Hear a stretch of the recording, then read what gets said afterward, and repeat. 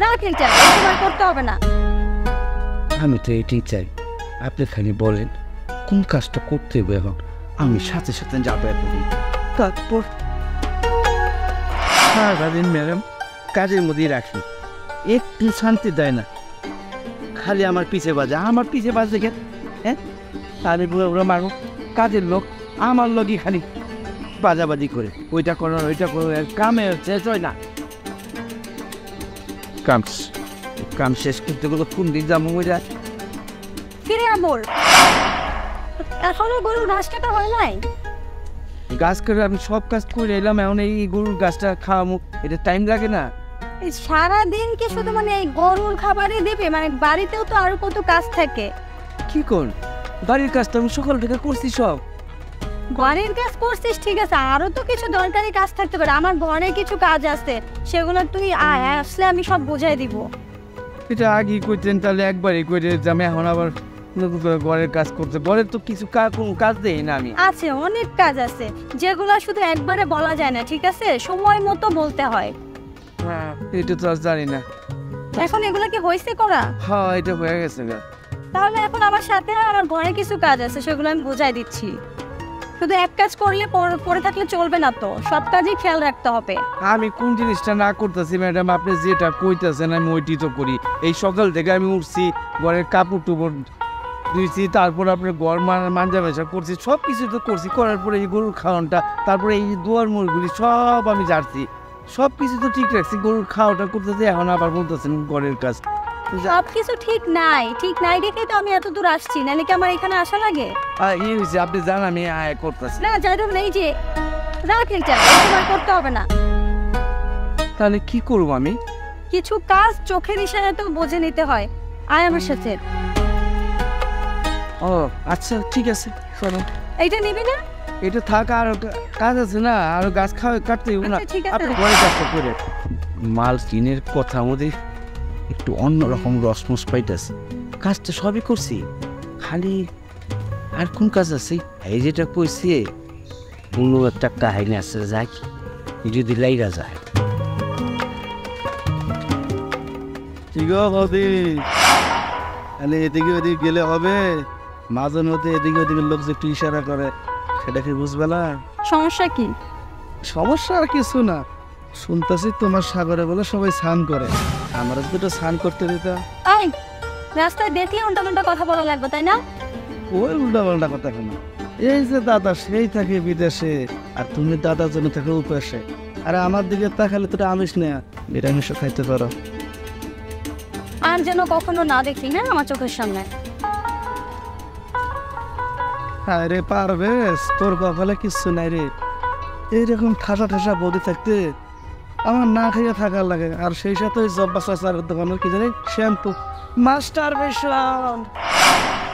তাই তুই এখানে কি করছিস? ফোন দেখছি। আচ্ছা যাওয়াটা এখন তুই আমার রুম থেকে যা, যখন আসিস তখনই তুই আমার রুমে যা। এখন যাবার ভালো লাগতেছে না, তুমি আমার রুমে যাও না, আমি যেতে পারবো, তুই যা। ভালো না তোমার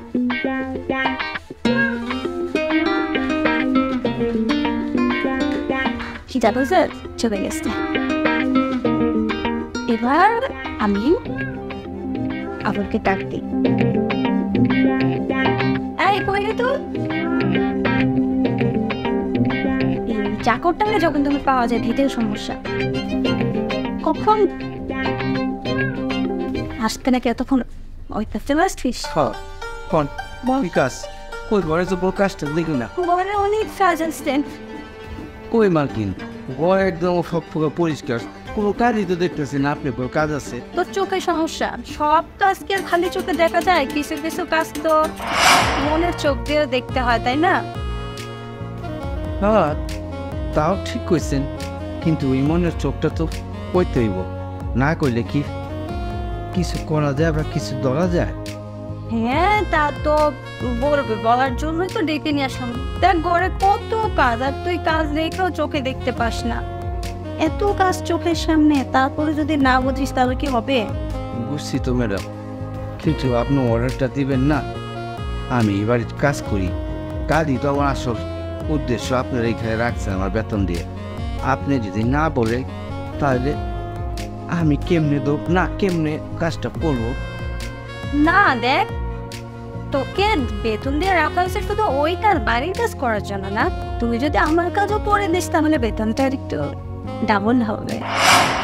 আমি তো এটাই চাই, আপনি খালি বলেন কোন কাজটা করতে হবে, এখন আমি সাথে সাথে যাবে করুন। না তেমন কিছুই করতে হবে না, এই কাজটা হচ্ছে এতে তোরও কিছু মনের যন্ত্রণাটা মিঠে যাবে। এটা তো তোর বউ নেই, তাই না? এই কত আগে চলে গেছে। আর তোর সাহেবে তো বাড়িতে থাকে না, উনিও দেশের বাইরে থাকে। তাহলে তো বুঝে নিতে হয়, তাই না? সব কিছুই কি ভেঙে পড়তে হয় নাকি রে? বুঝে গেছি, আমি কিন্তু পুরোপুরি বুঝে গেছি। সাহেব নাই, আপনি একলা থাকেন, আপনার শরীরের একটা চাহিদা আছে, এই চাহিদাটা মিটিয়ে কি এবার কেউ নেই আমি স্যার। আমি যে আপনার মিটাম, আমার তো সাহস পাইনি। আচ্ছা যাই হোক, এত কথা না বাড়িয়ে আসল কাজটা করে দেন একটু। হ্যাঁ আমি তো রাজি। সেই কবির থেকে আমি জানেন কত স্বপ্ন দেখছি রাইতে, আপনার আমি ধরতেছি, সাথে আবার ধরতেছেন, আপনি আমার উপরে উঠতেছেন, আমি আপনার উঠতেছি, তারপর তারপর তারপর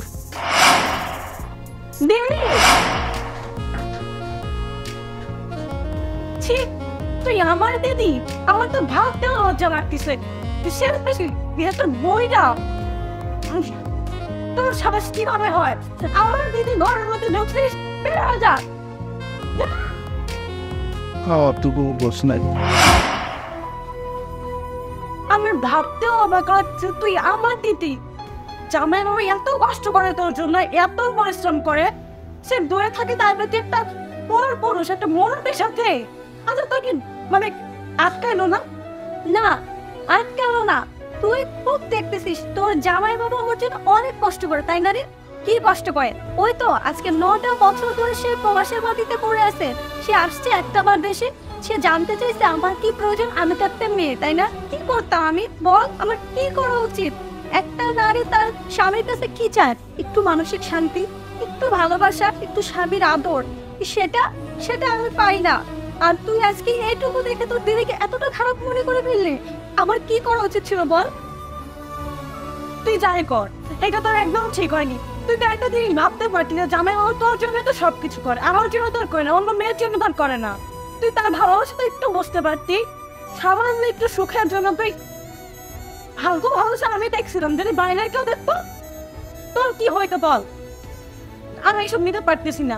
আমি কি এখন বাসায় দেবো, বাসায় গিয়ে আমার সবাইকে বলে দিব, বাবা মা সবাইকে বলে দেবো, আর জামাই বাবাকে বলবো বাসায় এসে তার বউয়ের ব্যবস্থা নিতে। না তুই এমনটা করিস না প্লিজ। তুই না আমার ছোট বোন, দেখ আমি তো শখ করে পড়িবি, এতটা বছর ধরে এভাবে একা একা আসি, আমারও তো কষ্ট হয়, তাই না? তুই না আমার বোন, তুই অন্তত আমার কষ্টটা বোঝ। তাই তো বলি, এই জন্য আমার ঘর থেকে বের করে দিবি আমাকে। আচ্ছা ঠিক আছে, আমি ভুল স্বীকার করছি, আমার ভুল হয়ে গেছে, তুই কাউকে কিছু বলিস না। এটা যেন তোর মাথায় থাকে, নেক্সট টাইম আমি তো এমন কিছু না দেখি। ঠিক আছে। ও